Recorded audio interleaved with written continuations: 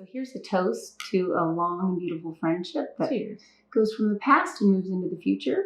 And celebrating our friendship and our motherhood and our fabulous children gets another click. Yes. Hey guys, thanks for joining me and getting into this contagious living conversation. I'm really excited. I have one of my very dearest friends, long friendship with Gail Kingsbury, and she is one of the most connected individuals in the personal development industry. I'm going to let her tell you her story. And so we're just going to get right into this and keep it real because we're sister friends. Okay. So I just shared with you, we've been friends for a long time. So I'm going to move right into Gail's body of work. And I just want to ask you where you've been in the last 30 years. And you can go as far back as you want, or you can cut to the middle. It's your favorite song. You get to sing it. Okay. Well, it's been almost 32 years now that I've been in the personal development industry. But it started producing events for the Polo Club on the North Shore of Oahu. And so I kind of got event planning 101 to 1001 thrown at me. So she started when she was 12, by the way.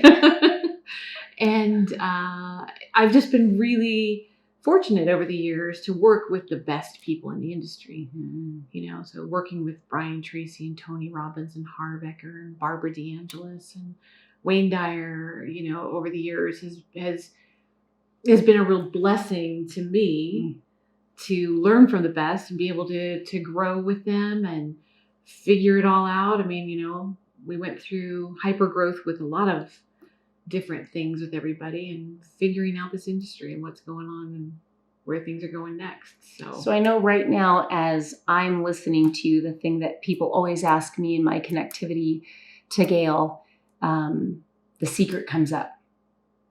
So what can you tell us about that experience on any level? Well, it's interesting because a friend sent me The Secret after it was produced, and then I kind of went backwards because, you know, I called, you know, a friend and I'm like, I just watched this movie and why are you need to be in this thing? Like, what's going on? And just to find out that he'd actually been interviewed for it and didn't get put in. But I think about 90% of the people that are in The Secret have, you know, friends or clients, you know, acquaintances that we've worked together in one way or another over the years. But I think it was a pivotal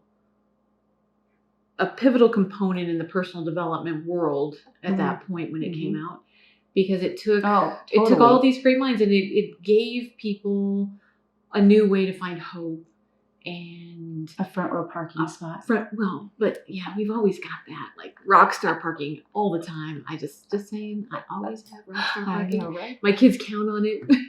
That's how I got to go back 2 seconds now. Gail gave me a copy of the whole series as I was teaching her kids voice lessons, and you guys gave that to me as a Christmas present. And I was like, The Secret, I don't know what the secret thing is. And then I was like, oh, hey kids, early Christmas present. And they sat and watched that. And from then on, it was all about, we can get a front row parking spot anytime we want. And then it works. It really works. So that's kind of how how I really figured out what it is that you do. Because before you were a mom to these 3 beautiful girls that I was teaching voice lessons to. So yeah, well, and the girls never could explain what I did. So for a long time, everyone just thought I was a travel agent. Yeah. So people used to ask the girls, you know, what does your mom do? Oh, she's a travel agent. Oh, okay, that's why she's called all the time. Oh, that's so funny. I don't think I knew that. See what I learned? Yeah. But secretly, I actually was a travel agent. Still am. But don't book everybody's travel. That's true. She books all my travel because I'm no good at it. So after The Secret and all this whole movement, it's really blown up, right? Like on a deeper level.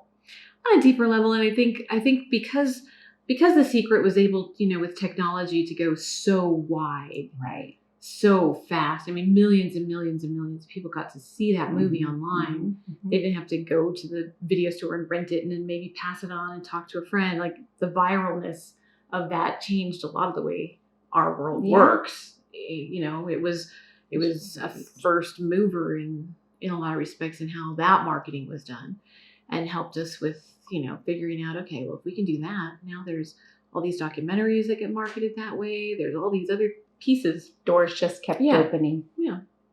Kind of like what we teach in The Secret, right?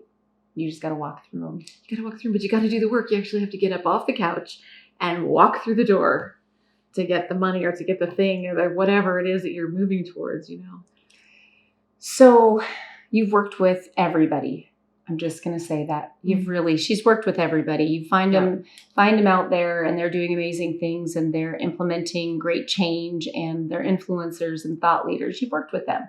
Can you give us a few of your favorite memories?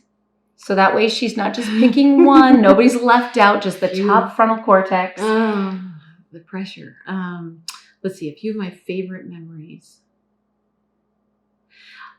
There was an event that I was putting together for Harv Eker. It was called Wealth and Wisdom. Mm-hmm. And we had worked so hard on this event. And I had read The Celestine Prophecy. Oh, good book. It was a great book, which I think you still have. I do. And we can't find that one. Yeah. So James Redfield, I convinced to come and speak at that event. And I was so excited because I loved the book so much. And I knew that the movie was coming out and they were doing all these things. And you use your magic touch. Yeah. And I was so excited. And the event was going great and everything was fantastic. And then my oldest daughter, my extra daughter, Summer, called and was in labor. Oh, right. And so I had to go to Harv and say, the Redfields are up next and I'm leaving. I'm getting on a plane. And he stood there looking at me and he goes, what? I said, this is the closest I'm going to be to a grandma for a really long time and I have to be there. And Which so you were right. I've booked it. That was right. Yeah. I've booked a plane. I booked a flight. I didn't ask. I said, I booked a flight. I'm leaving in an hour. And, the team's got this. Everything's going to be fine, but I'm out. And so I love that. I never got to see it. I never got to see him speak. And that's one of the things I think I've always wanted to see him speak, but I didn't get to. That's kind of your gift right there, is you connect people. And a lot of times she doesn't see the connection and what it all comes out to. Sometimes you don't get to see the result, no, but exactly. Like I know deep down that, that made a difference for all the people that were in that audience. Mm-hmm. And I made it home just in time, jumped off the plane, didn't get my luggage, had a car waiting, got straight to the airport, just as Gabe was being born. So everything always works out as it's supposed to. Right. That's beautiful. Yeah. I've heard bits and pieces of that story, but never got to feel it like you guys are right now. Okay. So I know that you love one of the same people that I love because you've introduced me to him. What about working with Les? Les Brown. Les Brown and I met in the hallway of the Hilton at LAX. I did not know this. That's how we met. I had an event going on there with someone that I was not going to work with any longer, but I was fulfilling a commitment with someone who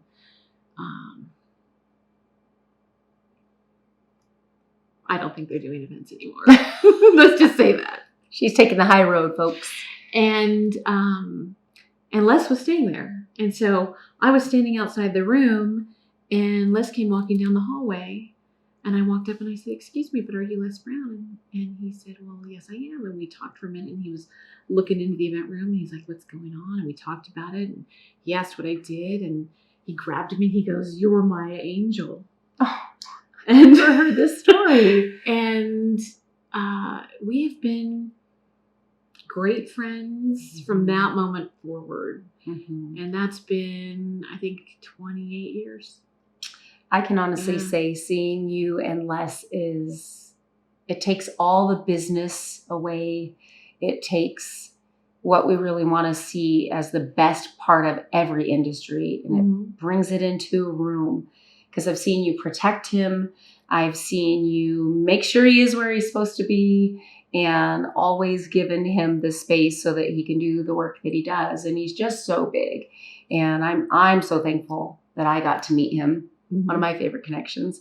And I really think it's a blessing that you're in his life too, because I think we add a lot to each other's lives. I mean, I've put him on stages all over the world over the years, and the first time I was ever on stage, I had to follow him, and I was 8 months pregnant with my first child, who got the hiccups for the first time while I was on stage. I can't decide if that would be so exciting to follow him or scary. So, it was the first time, and I had everything planned, because I didn't want to be my own worst nightmare.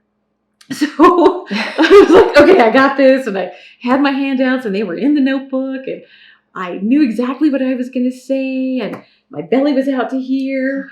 And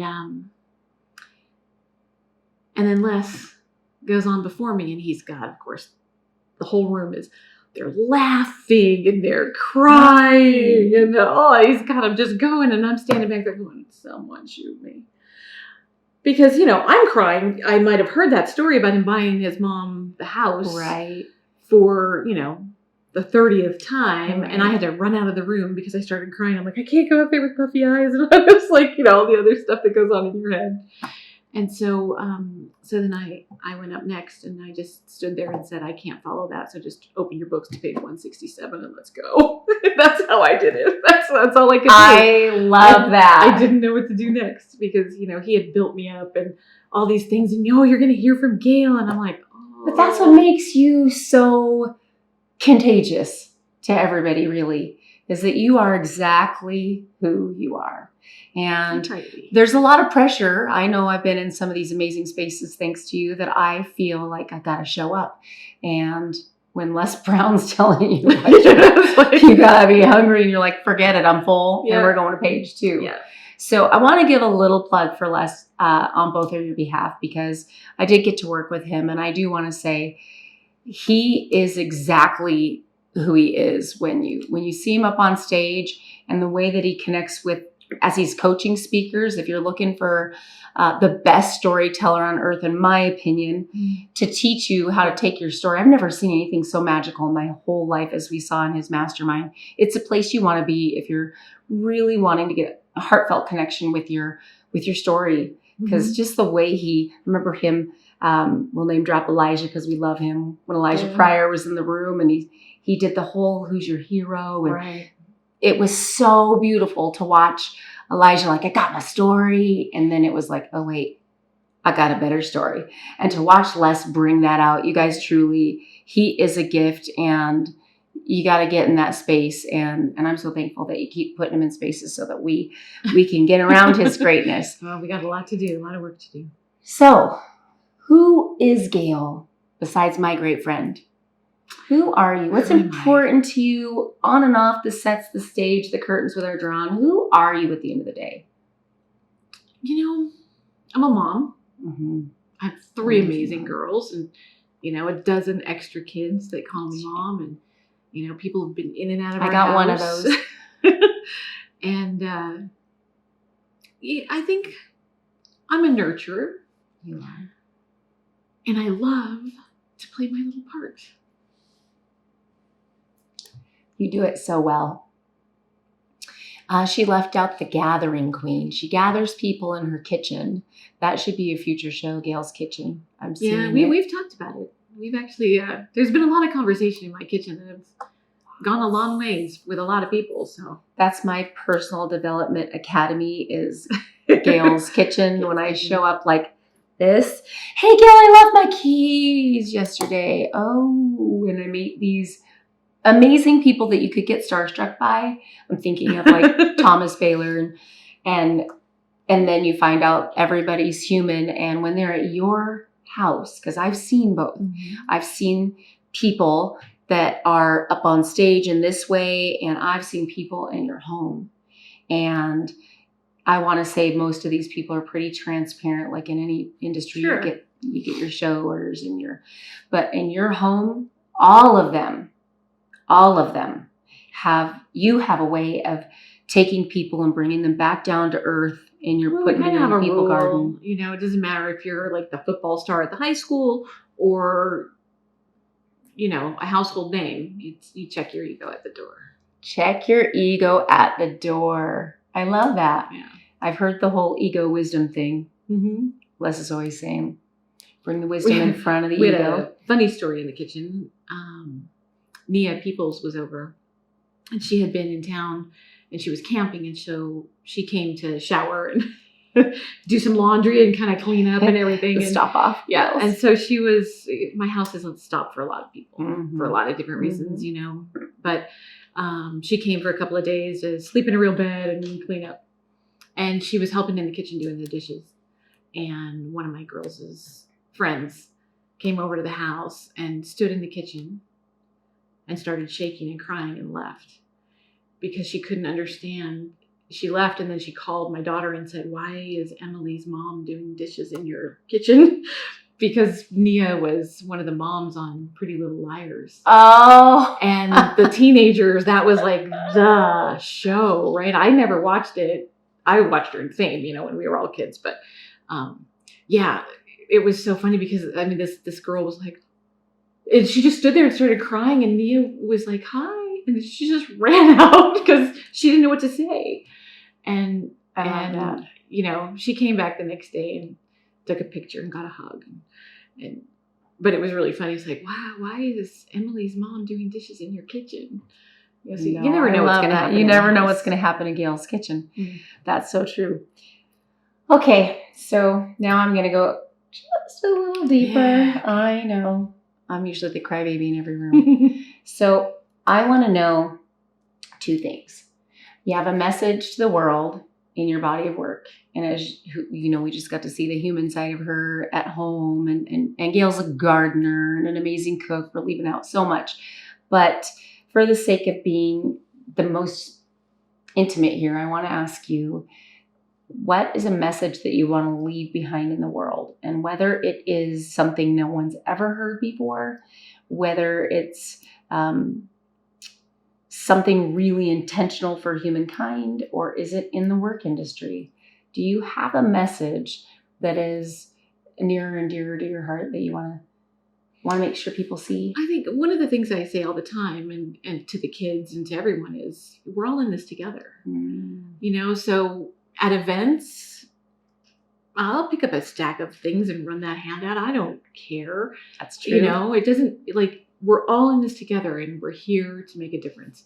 And Mark Victor Hansen told me one time to be a difference maker who makes a difference, because there are people out there who say they're a difference maker and that's what they want to be, but you actually have to do the work.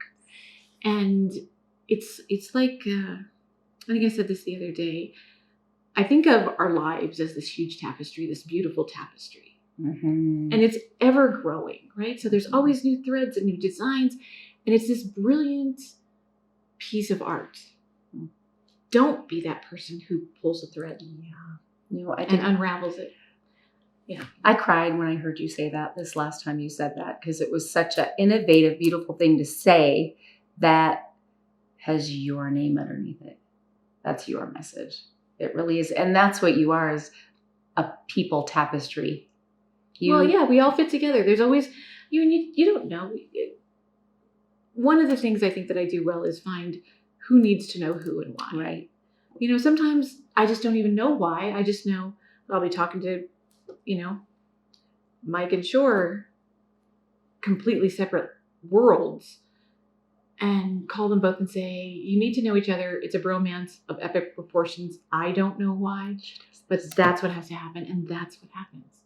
So I think when you tap in, you know, and you have you're full of intuition and empathy, and you know those things as well. And I think all of us, if we look in our hearts and we tap into those things, and we know, it's like, just be a good person. You know, be a good person. Add to the world. It all comes to that, doesn't it? And it's simple. It's simple. It just really is. Why do we make everything so much harder? I don't know. Okay, so I'm enjoying this so much because I have been waiting to have this interview just to share with you guys, because I get so many people see Gail on my Facebook and, who's Gail Kingsbury? How do you know her? So this is fun for me to finally let this information out there and let people see for themselves. Okay, so my last question for you, she knows it's coming. So I don't know what's coming. That's the problem. You just always know what's coming. Yeah, that's true. This is very raw and fresh. So I absolutely love our children. They have great connection and they're very similar. And I think that speaks volumes to who we are as women. And one thing that I have said from the stage several times is, I'm the best mom in the world. And I see you, you're the best mom in the world. And it's reflective. And that's part of my mission. So if you can leave one little message or legacy behind to our children, your children and my children, I want to let you look into the camera and give that little message to just put a little something out there for our children, because they're going to watch this. I know. Someday. I'm proud of all of our kids. Me too. And their friends and who they've all become. So I'm just going to say, keep being good people. Don't lose that. Don't let the bullshit take any of that away. Because there's been a lot of that. Over the last few years. And they've ridden that wave and they've all made it through. And I think that the biggest thing is just to remember. We don't really give them that option. No, we don't. But sometimes they take the other. Sometimes they're like, I don't like my sister. I'm sick of this. So-and-so took the car. Or the world is too hard today. Yeah. Or, somebody was mean, but, just keep taking the high road and be the better person. Be good people. This is a reflection that I love. Thanks, you guys, for having a contagious conversation. And I know this one is one for the books. Thanks. I love you. I love you too. I love you.